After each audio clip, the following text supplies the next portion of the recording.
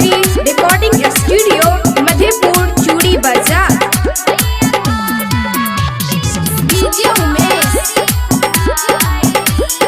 सुखीपुर बाजार।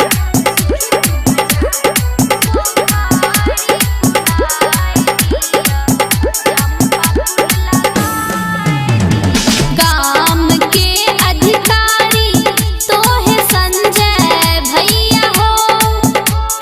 गाम के अधिकारी तो है संतू भैया हो। आहे कृष्णा भैया हो।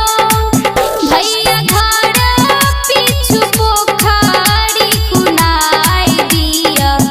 चंपा फूल लगाए दिया यो।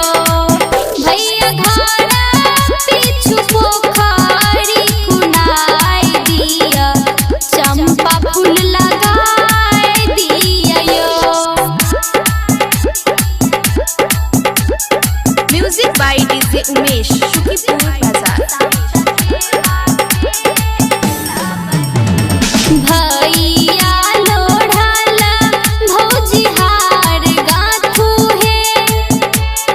भैया लोढ़ला भौजी हार गाथू है। आहे हार गाथू है। आहे से हो हर पहिन के सबे बहिनी सामचा के बाखेला बहे। आहे से हो हर पहिन के सबे बहिनी सामचा के बाखेला बहे।